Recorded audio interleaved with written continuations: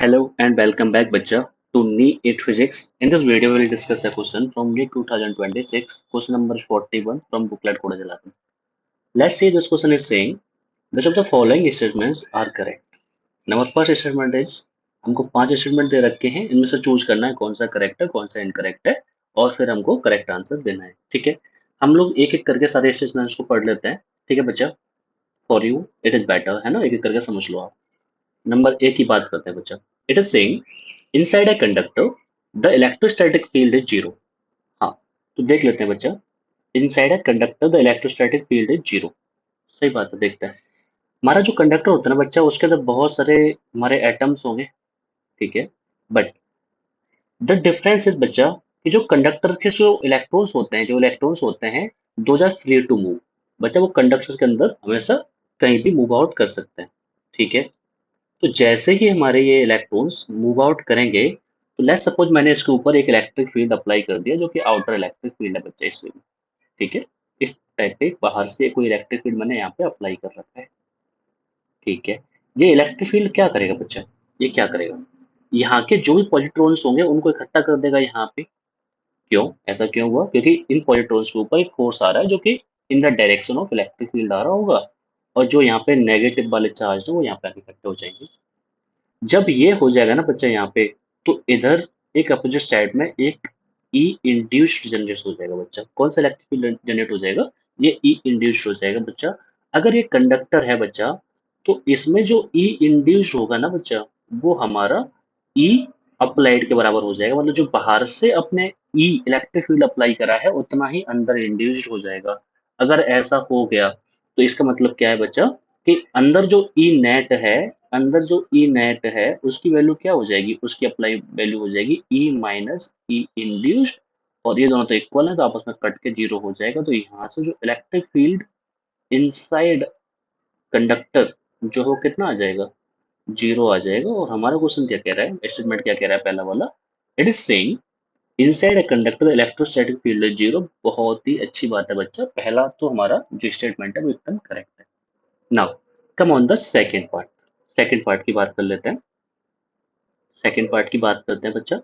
तो ये क्या कह रहा है हमारा, B statement. It is saying, B statement it is saying electric field at the surface of a charge conductor does not depend on its surface charge density. No. ठीक है, हमें पहले पता होना चाहिए कि जो सरफेस चार्ज डेंसिटी होती है वो क्या होता है बच्चा, चार्ज अपॉन एरिया होता है. मीन्स इसका मतलब क्या है बच्चा, इसका मतलब है ये कि अगर मुझे कहीं पर भी इलेक्ट्रिक फील्ड फाइंड आउट करना है, इलेक्ट्रिक फील्ड फाइंड आउट करना है, तो वो क्या होता है बच्चा हमारा, sigma upon epsilon not an cap. ये कौन सा केस होता है बच्चा हमारा, किस चीज के लिए होता है, कोई भी वैल्यू आप निकालोगे बच्चा तो हमारा यही आता है. यहाँ से अगर इसको मैं ब्रॉडन कर दूं, इसको मैं ब्रॉडन कर दूं, तो सिग्मा क्या होता है हमारा, sigma is the charge upon area, charge upon area into epsilon not. यहाँ से जब इसे आप आगे बढ़ाओगे तो ये क्या हो जाएगा, एप्सिलॉन नॉट. मान लो अगर हमारे पास कोई स्क्वायर, तो उसका एरिया कितना हो जाएगा, 4 पाई आर स्क्वायर. यहाँ से देखोगे तो ये क्या है, ये हमारा के क्यू बट्टा आर स्क्वायर ही तो है. हाँ सही बात है, ये इलेक्ट्रिक फील्ड ही तो है. ठीक है, तो इलेक्ट्रिक फील्ड को मैं ये भी लिख सकता हूँ, इलेक्ट्रिक फील्ड को मैं ये भी लिख सकता हूँ.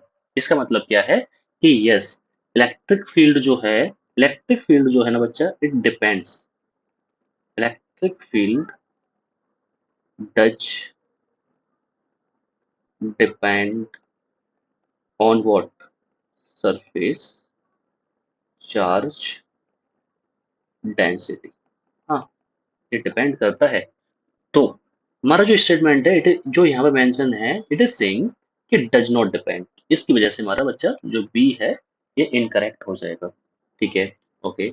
Now come on the C part.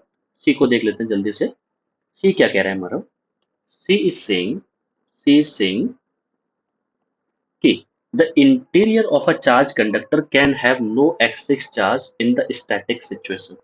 Okay, ठीक है. देखो, मान लो हमारे पास ये एक कंडक्टर है बच्चा.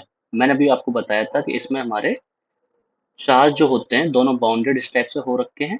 बट यहाँ पे जो हमारा इलेक्ट्रॉन है, this is free to rotate, this is free to rotate, rotate और मूव.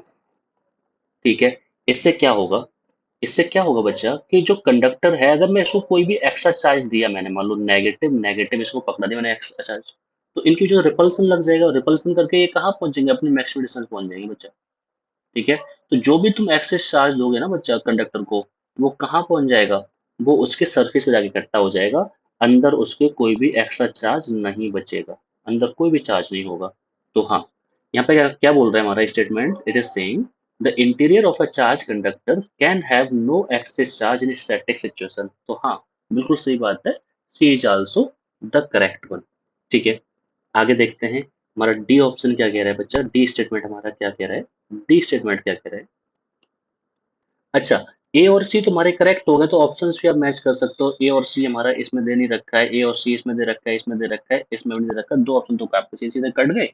अब आप डी और ई में से कोई एक चेक करके अपना करेक्ट आंसर टिक कर सकते थे एग्जाम में, बट हम लोग यहाँ पे दोनों को जानेंगे।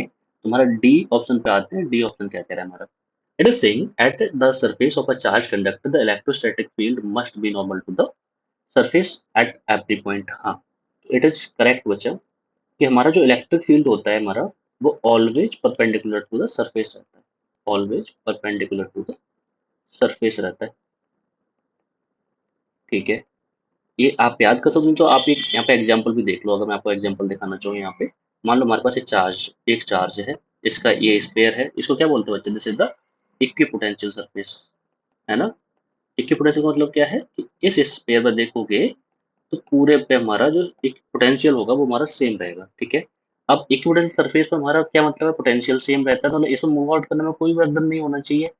तो मान लो अगर हमारा इलेक्ट्रिक फील्ड परपेंडिकुलर नहीं हुआ, तो इलेक्ट्रिक फील्ड कोई कंपोनेंट इधर भी आ जाएगा, इलेक्ट्रिक फील्ड कंपोनेंट यहीं कोई यहाँ पे आ गया, मतलब वर्कडन बन जाएगा। तो इसलिए तुम देखना चाहोगे बच्चा, तो इलेक्ट्रिक फील्ड जो होगा हमेशा पूरा के पूरा परपेंडिकुलर टू द चार्ज रहेगा, और इलेक्ट्रिक फील्ड लाइन्स हमारी जो हमेशा है उससे परपेंडिकुलर पर रहती है, किससे, सरफेस से। ठीक है, हाँ, तो जो डी ऑप्शन दे रखा है हमारा, वो भी बच्चा करेक्ट ऑप्शन है। Now talk about the E part. E part क्या कह रहा है हमारा, इसको एक फॉर्मेट हटा देता हूँ यहाँ से, ई पार्ट पे आते हैं। ई पार्ट क्या कह रहा है हमारा, ई स्टेटमेंट है वो कह रहा है कि the electrostatic potential is zero everywhere inside the charge conductor. ठीक है, तो हमें पता है बच्चा कि चार्ज कंडक्टर, मान लो हमारे पास ये आर रेडियस का है, जो सरफेस पे पोटेंशियल होता है वो होता है हमारा के क्यू बट्टा आर, के क्यू बट्टा आर। अब इसके अंदर अगर तुम जाओगे, तुम्हारा इलेक्ट्रिक फील्ड की वैल्यू कितनी होती है, वो तो जीरो होती है, बट पोटेंशियल क्या होता है बच्चा, पोटेंशियल हमारा इतना ही रहता है, कांस्टेंट।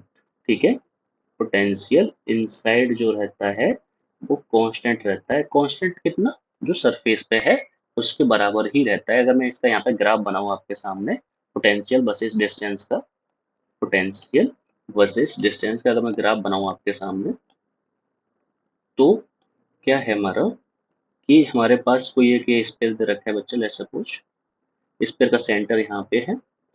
अगर मैं यहाँ से ग्राफ बनाऊंगा, तो स्टार्टिंग हमारा पोटेंशियल जो होगा बच्चा, वो कांस्टेंट रहेगा, कहाँ तक, अपनी रेडियस तक, उसके बाद में वो गिरना स्टार्ट करेगा। तो यहाँ पे जो पोटेंशियल है ना, it is inversely proportional to distance, and यहाँ पे जो पोटेंशियल है, ये देखोगे आप कांस्टेंट है, जो कि हमारा के क्यू बट्टा आर के बराबर है। और हमें यहाँ पे क्या दे रखा है, जीरो दे रखा है। ठीक है, जीरो दे रखा है, जो कि गलत बात है, तो ई स्टेटमेंट भी बच्चा हमारा बिल्कुल इनकरेक्ट हो जाएगा। तो A C and D three are correct, तो ए भी हमारा इनकरेक्ट है, तो C is the correct option for this question. I hope आपको ये सारे स्टेटमेंट समझ में आ गए होंगे। अगर आपको वीडियो अच्छी लगी है तो इसको सब्सक्राइब कर दो बच्चा।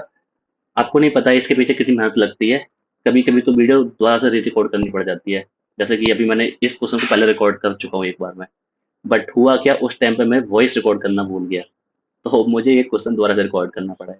ठीक है बच्चा, लेकिन आपके लिए मैंने ये किया है, और मुझे बहुत खुशी होती है इस बात की कि मैं आपके लिए सब कुछ काम कर रहा हूँ, because I want you to grow बच्चा, I want you to score very best in your NEET exam. So support me also by subscribing this channel and share this video and ask your friend to subscribe this also. Thank you so very